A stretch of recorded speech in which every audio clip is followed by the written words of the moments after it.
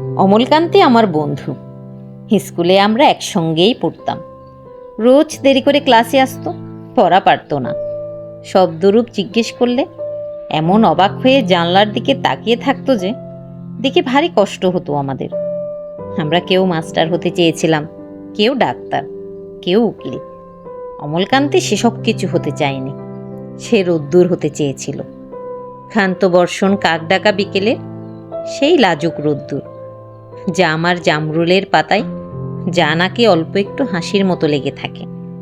আমরা কেউ মাস্টার হয়েছি, কেউ ডাক্তার, কেউ উকিল। অমলকান্তি রোদ্দুর হতে পারেনি। সে এখন অন্ধকারে একটি ছাপাখানায় কাজ করে।